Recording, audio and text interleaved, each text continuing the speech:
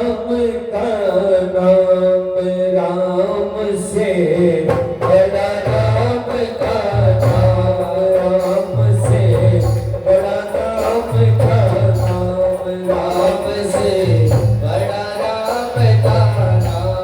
अंत में यही आएगा तेरे काम, अंत में यही आएगा तेरे काम राम से बड़ा राम का नाम राम से बड़ा राम का नाम राम से बड़ा राम का नाम।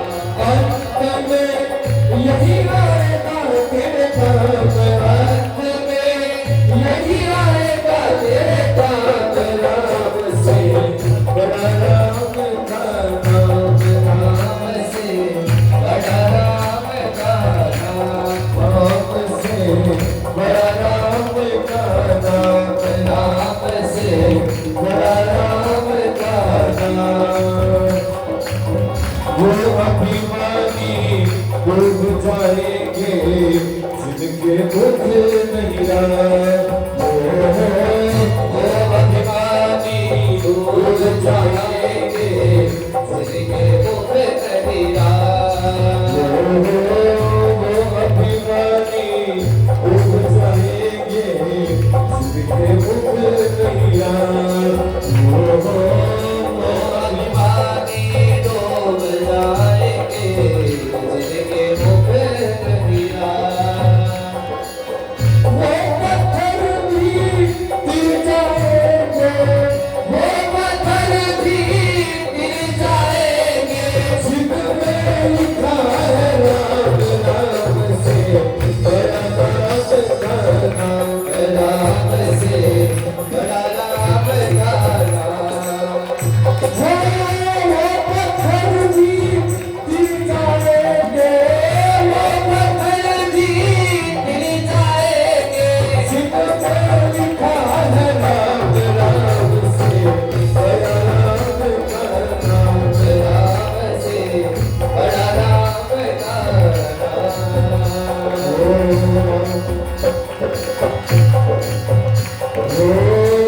से तुझे सागर को भी लाग सके नाराम, से तुझे सागर को भी लाग सके नाराम, से तुझे सागर को भी लाग सके नाराम,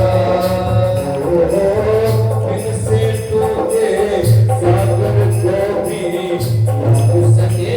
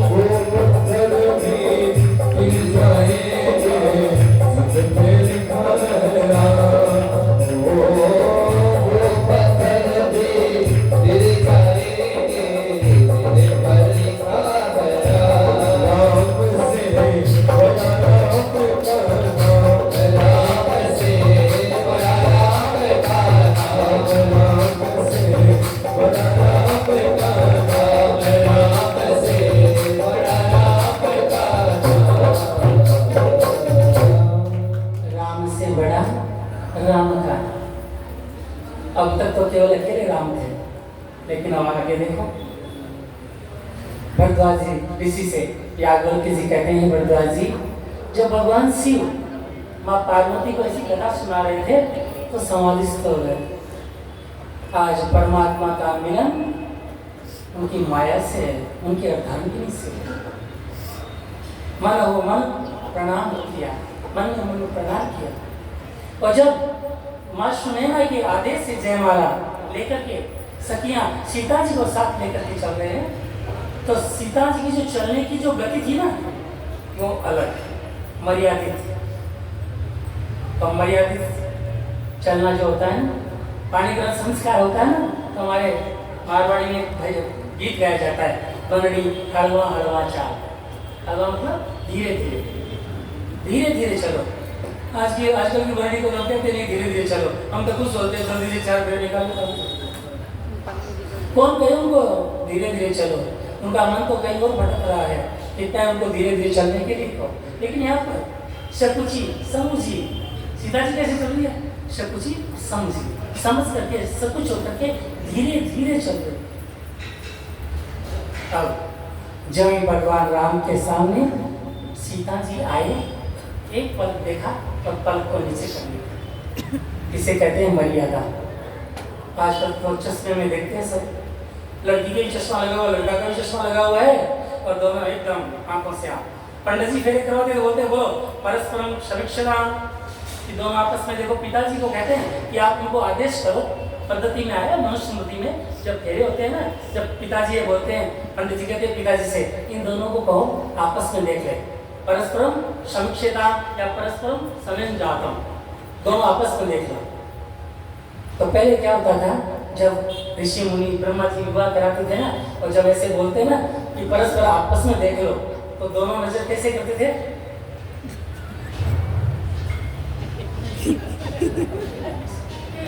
ध्यान से। और आजकल हम कहते हैं ना दोनों आपस में देखो। अरे क्या हो गया आपके? हम तो बोलते ही नहीं आजकल, क्योंकि कहते बुलाओ तो सही। शायद साथ में हमारे मोहित जी, अमित जी, रोहित जी, पंडित जी, मयंक जी रहते तो अरे गुरु जी बुलाओ तो सही। अरे क्या बुलाना है, सब बुलाया है यहाँ पे, कर ले जी, भूल गया सब कुछ, देख लिया, नहीं बोलिए। लेकिन सीता जी साक्षात कौन? मर्यादा की देवी, साक्षात कौन? लक्ष्मी। धीरे धीरे आए। एक बार देखा सखियों ने, एक सखी ने कहा क्यों, जिसको पुष्प वाटिका में देखा ना वही है ना। सीता जी ने धीरे से हाथ लगा दिया, क्यों छेड़ रही हो? और आजकल की सखी कहने क्यों, तूने जिससे प्रेम किया था वही दूल्हा है ना, चुप रहो, दूल्हा तो वही होगा। मैंने कोई माता पिता से पूछा था क्या? सब शब्दों का अंतर परिवर्तन हो गया एकदम। सीता जी आए, लेकिन भगवान राम थोड़े लंबे हैं।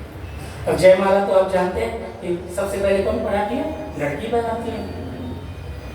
सीता जी ने सोचा गले तक तो हाथ जाएंगे नहीं, क्या किया जाए?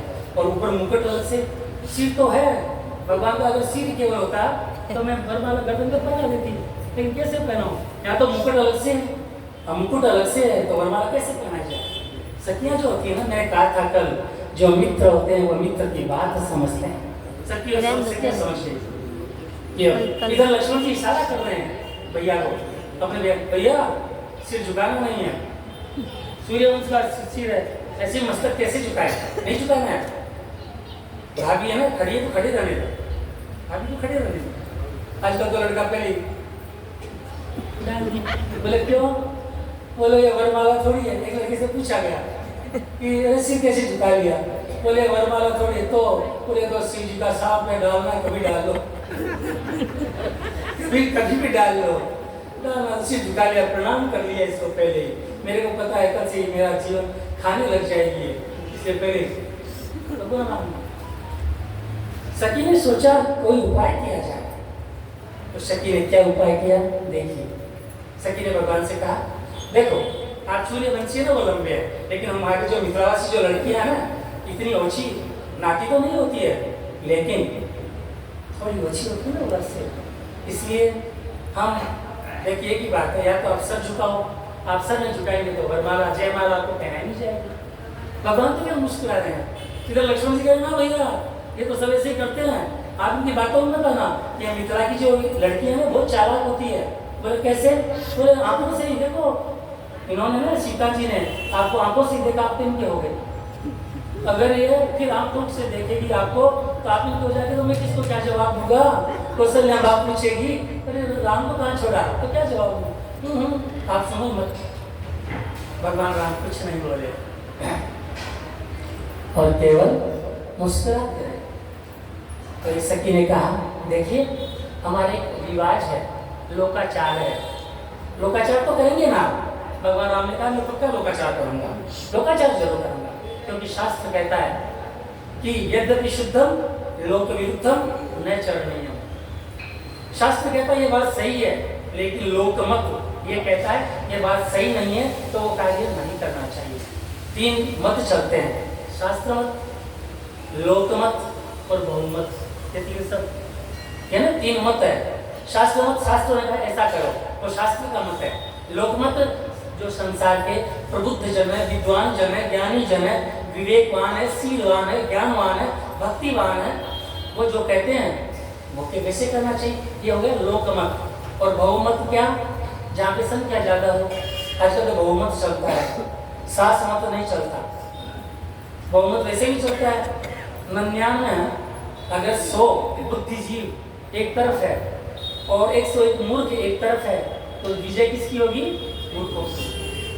वो बहुमत है, क्योंकि उनके पास क्या है, बहुमत है। आज की राजनीति का ये तथ्य हो गया। और वैसे भी परिवार में देखो तो बहुमत है, बहू की चलती है, सास की चलती नहीं, तो वहां भी बहुमत। तो लोकमत, शास्त्र मत और बहुमत हो, जहाँ पे बहुमत है वो तो लोकमत तो आप मानेंगे ना। हमारा जो लोकाचार है, मिथिला का जो लोकाचार है ना, वो आपको निभाना पड़ेगा। भगवान राम ने कहा मैं तैयार हूँ। सखी ने क्या कहा, राजा जनक के जो फर्श था ना, फर्श आंगन जिसको बोलते हैं ना, फर्श आंगन होता है, फर्श आंगन, वो आंगन चमकीला था और उसमें प्रतिबिंब दिखता, एक प्रतिबिंब। आप जैसे देखो ना तो आराम से आपका चेहरा दिख जाए। तो सखी ने कहा कि देखो हमारे ऐसा लोकाचार है कि दूल्हा है ना, जो ज्ञान गाता है ना, वो पहले फर्श की तरफ देखता है, आंगन की तरफ देखता है, और आंगन में उसका मुख है ना वो स्पष्ट दिखता है, तब तो हमारी जो राजकुमारी है ना वो जयमाला पहनाएगी, नहीं दिखता तो नहीं पहनाएगी। आओ। लक्ष्मण जी ने सोचा इसके उपाय तो कुछ है नहीं, मात खा दिया लक्ष्मण जी। तुलसीदास जी कहते हैं जो लक्षण लखन, जो लक्षणों के भी स्वामी है, उनका नाम लक्ष्मण नाम उदा, वो भी आज अनुतीर्ण हो गए, फेल हो गए। लक्ष्मण जी ने सोचा अब क्या किया जाए। इतने में भगवान राम से सखी ने कहा, अरे देख विलंब क्यों करते हो, जल्दी से सिर झुकाओ, अपना प्रतिबिंब देखो ना कैसा लगता, आप सुंदर लगते या नहीं लगते। आप जैसे झुकेंगे आपको आप कहेंगे नहीं मैं सुंदर लग रहा हूँ, हमें पता चलना चाहिए। लेकिन एक शर्त हो रहा है, बोले क्या, जब आप प्रतिबिंब देखोगे, हमें इसकी जो सखियाँ ना, सीता की सखियाँ, हमें ये पता चल जाएगा कि सुंदर है, तो ही हमारी कन्या जयमाला पहनाएगी। लक्ष्मण जी ने सोचा आओ, अपन ने तो केवल नजर की बात की थी, नजर नहीं मिलनी चाहिए, यहाँ पर तो अलग अलग बातें आ रही है। तो लक्ष्मण जी कुछ नहीं बोले। इधर सीता जी जयमाला लिए खड़ी थी और भगवान ने मिथिला का लोकाचार पूर्ण करने के लिए जो ही अपना प्रतिबिंब देखना चाहा, त्यों ही सीता जी ने जयमाला पहना दी। बोलिए सियावर रामचंद्र की जय। अपने यहाँ 8 तरह के विवाह होते हैं, गांधर्व विवाह, ब्राह्मण विवाह, आशु विवाह, पैशाचिक विवाह, एकत्य विवाह, प्रकृत्य विवाह, 8 प्रकार के। उनमें 4 विशेष रूप से प्रसिद्ध है। कौन से? ब्राह्मण विवाह, गंधर्व विवाह, आशु विवाह और पैशाचिक विवाह। लड़की लड़के आपस में बातचीत करके वरमाला पहन करके आ जाए, वो गंधर्व विवाह होता है। विद्वज्जनों को बुला करके और विधि विधान से विवाह किया जाता है, वो ब्राह्मण विवाह होता है। और किसी को हर के लाया जाता है, वो आसुरी विवाह होता है। और किसके हर के देते सहमति होती है तब हर के लाया जाता है। जैसे भगवान कृष्ण ने रुक्मिणी जी का हरण किया था। और पैशाचिक विवाह, इच्छा नहीं है लड़की की, फिर भी उसको हरण किया जाता है, वो पैशाचिक विवाह होता है। और आजकल गंधर्व विवाह और ब्राह्मण विवाह ज़्यादा चलता है, लेकिन आजकल ब्राह्मण विवाह की जगह गंधर्व विवाह का प्रचलन हो गया है। पंडित जब फेरे करवाते हैं ना, तो यजमान लड़की का पिता कहता है संगीत में फेरे करवाना, मंत्रों के द्वारा नहीं। तो मंत्रों को जानता ही नहीं है। पंडित जी आप क्या बोलते हैं, हमें समझ नहीं आता है, हमें तो गंधर्व विवाह। बोले कौन सा विवाह? गंधर्व नहीं, संगीत विवाह, जिसमें बीच बीच में गाने गाए जाए। अब तो पंडित जी बेटा जी क्या करते हैं, गानों के द्वारा फेरे करवाए जाते हैं। लेकिन यहाँ पर तो किसका विवाह है? मर्यादा पुरुषोत्तम राम का और भगवान भगवती आदिशक्ति परम्बा जगदीश्वरी जगजननी सीता जी का जयमाला पहनाई गई। और जो जयमाला पहनाई गई और वहाँ पर सीता जी सकुच आ गई। आइए कब कैसे राजा जनक जी दशरथ जी को निमंत्रण देते हैं और निमंत्रण के द्वारा बारात आती है और कैसे उनका विवाह संपन्न होता है और कैसे राज्याभिषेक की तैयारी होती है और कैसे भगवान राम को वन का आदेश मिलता है। उसके पहले आइए इस कथा को विश्राम करने से पहले हम सब भगवान का कीर्तन करें, आनंद करें। हाथ सीता का राम को दिया, हाथ सीता का राम को दिया, जनक राजा देंगे और क्या। हाथ सीता का राम को दिया, हाथ सीता का राम को दिया, जनक राजा देंगे और क्या। सीता का राम को दिया, जनक राजा देखे और क्या। सीता का राम को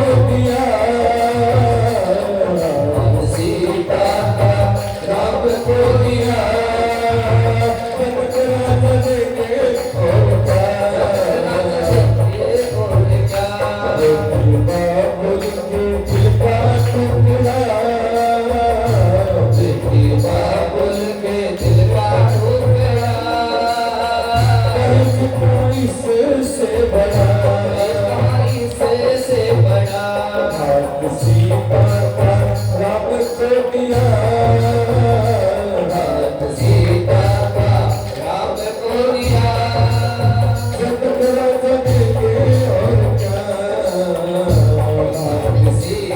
का राम को दिया, जनक राजा देखे और क्या।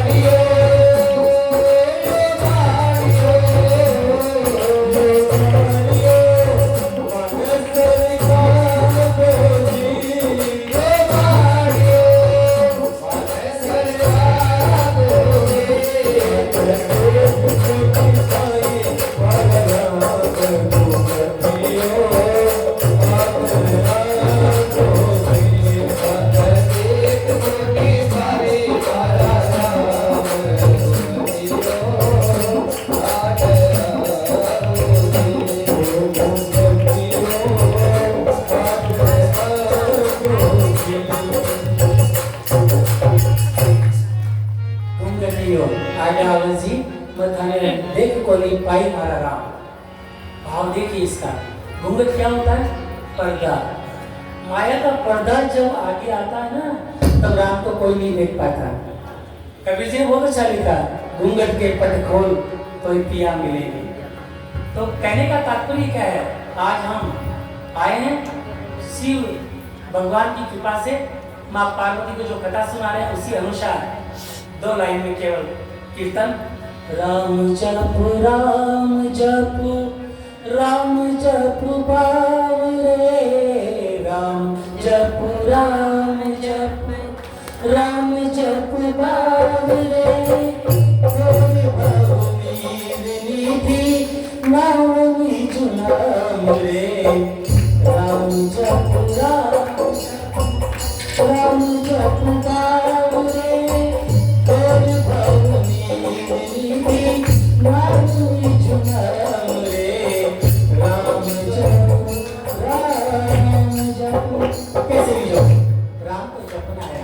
बोलिए श्यावर रामचंद्र की जय। आइए पूर्ण आनंद के साथ भगवान श्री राम की